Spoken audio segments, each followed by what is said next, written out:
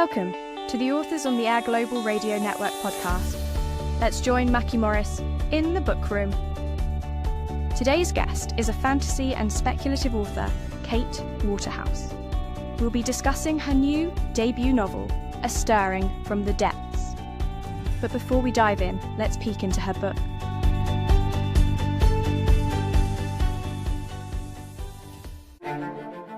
She is a bringer of balance, a friend to the sea.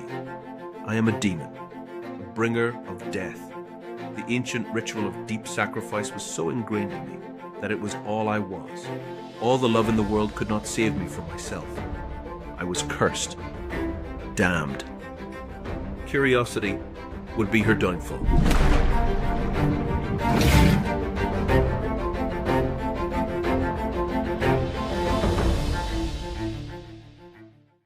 Hi, thank you for joining me at the Authors on the Air. Kait Waterhouse, welcome. Hi, Maki. Thank you so much for having me. Yeah, this is going to be great. So the story is really interesting, and I was wondering if you could tell us a little bit about what the story is about, and maybe tell us more about the Irish folklore, because I'm kind of not familiar with that. Yeah, I'd love to. So, A Stirring from the Depths is deeply inspired by Irish folklore. I've always been really interested in Selkies and other creatures that have sad or tragic folktales attached to them. So I was doing some reading about Selkies, and I was thinking, what would happen if a Selkie had a happily ever after? And if you don't know, a Selkie is a creature that's found in Finnish folktales all the way to Ireland. And they are creatures that have sealskin coats that when they wear them, they look like seals, and they can take them off and become human. And there's all kinds of stories about how long Selkies can walk on land, or what happens if you steal their coat. And generally, those stories end in tragedy. So I wanted to give a Selkie a happy ending. And then I started thinking about other creatures in Celtic mythology. And I was really drawn to that of a Kelpie. Kelpies are found in Scottish and Irish folklore, and they are shapeshifters like Selkies, but they look like horses, big black horses, and they're kind of a cautionary tale. People say don't go to rivers, avoid lakes, ponds, because there might be a Kelpie, which looks like a horse, entices humans to take a ride, and brings them down into the bottom of the river where they drowned. So I thought, okay, I've got this two creatures who have really sad or scary histories around them. How can I bring them together and give them both redemption and an opportunity to find some kind of peace? That's really cool. Because the Kelpies that invites is it always a female that they invite, or is it just, it doesn't matter? In lots of folktales, sometimes it's children, sometimes it's it isn't, but a lot of times it's like the Kelpie is looking for a bride. Okay, that makes sense. Okay. So what I really loved about your book is the eloquence of your sentence. It was just, every sentence was just so beautifully crafted. I was just hooked with, from page one. It was just so beautiful. I'm just wondering, what went into just thinking about constructing all the sentences that are just not something that is used in the conversational sense, but it was just beautiful. Thank you. I really appreciate that. The book is written in first person perspective. So when I was writing, I was thinking about the era that this would take place, and I came up with kind of the Romantic era, late 1800s. When we have this mix of like new industrial technology and old, right, like folkloric times. And so I had to think, how would my characters speak? Not only are they in Ireland, so I was trying to like capture the prose and the lilt of somebody with an Irish accent, but they're also immortal and living in very different realms. And I wanted my prose to reflect a folktale. I wanted them to be lyrical and flowing. So it took a lot of getting into my characters' heads. I didn't normally when I write, I have a TV show on or a movie playing or music. This book, I wrote it in silence because I was so focused on making sure that I could get Kian and Iona to be distinct and still kind of carry that lyrical, folkloric type prose. So thank you for asking. Yeah, actually, you actually did a really great job of multiple POVs, because I've read other books where, there's a multiple characters talking, but they all sound the same. And if the chapter is not labeled a different people's names, I would think it was just a one person speaking. But your chapters, as he flips back and forth between the characters, I mean, you could definitely tell the difference. So did you get into character whenever you wrote that chapter, when it was, talking about Kian or, the other one? So I just wonder, how did you differentiate so well? Really, when I was plotting, I was thinking about, how I wanted the story to progress. And while I was considering my plot points, I was thinking, okay, who needs to tell this side of the story? Because the story is going, from beginning to end, and we're getting snippets from Kian and Iona back and forth. So while I was coming up with my plans, I was thinking, okay, Kian really needs to be the one seeing this and giving us his perspective. And then, the other way around when there was something particularly poignant for Iona's character development or plot structure. I did actually write I wrote in consecutive order. I did not switch. I didn't just write Iona's chapters and then Kian's chapters. I would write Iona and then I would write Kian and then I would write Iona and then I would write Kian. And I think that helped me actually keep them in conversation with each other, to keep those dualities in my mind. No, it was impressively done. I just have to say, it was really, really well done.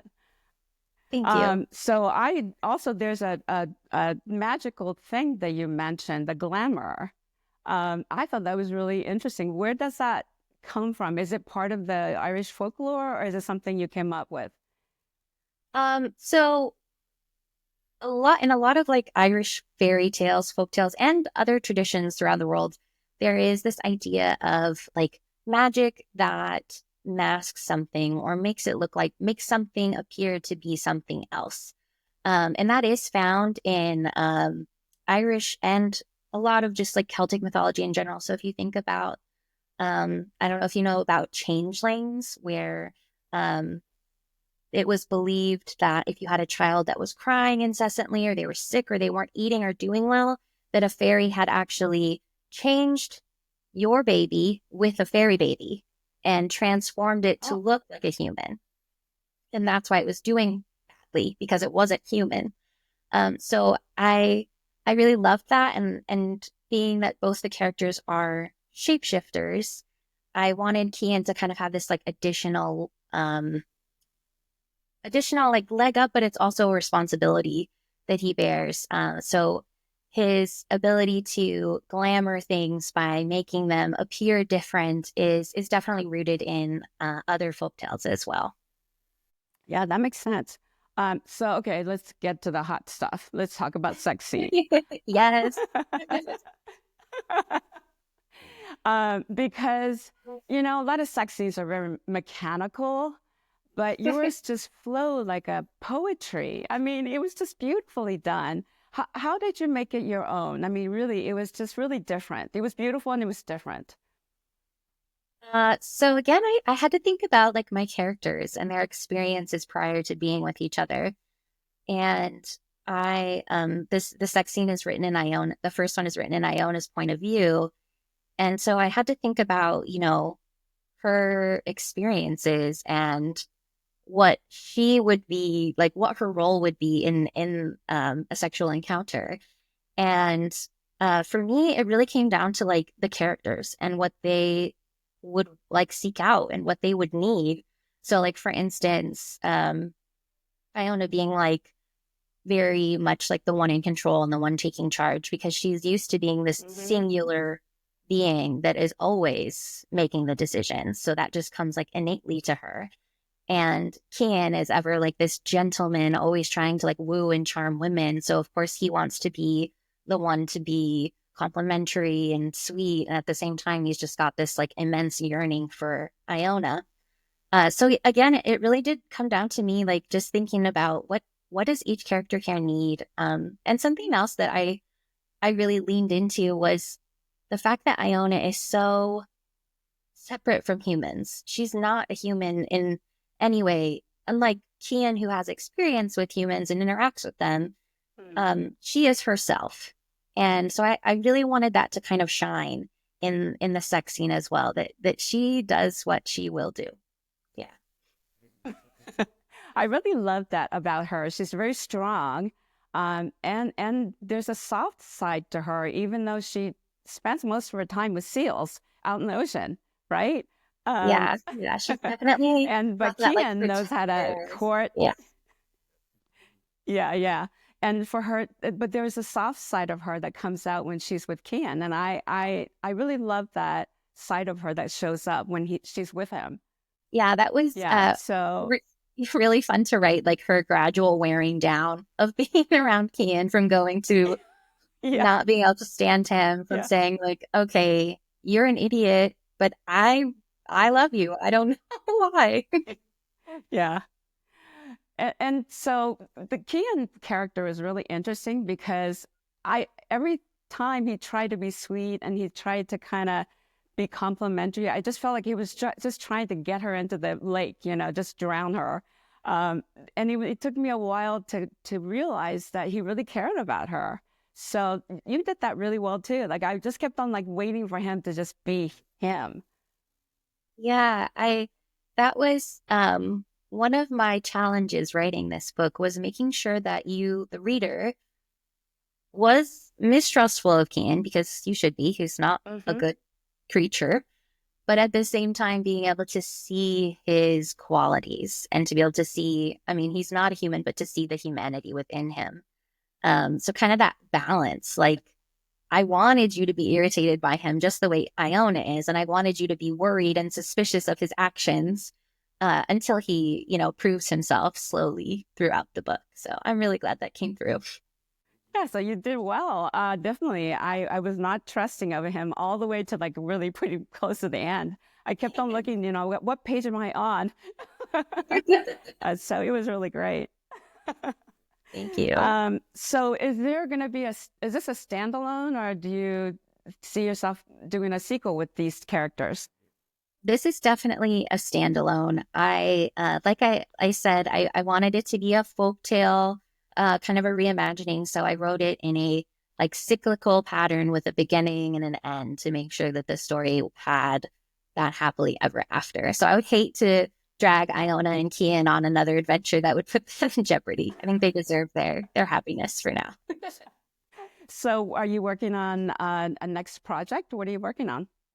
Yes, I am always working on the next project. Right now, I am drafting a high fantasy that's got swords and magic and a really creepy forest type monster. That's really only in the beginning stages. I think I've got maybe 10,000 words in.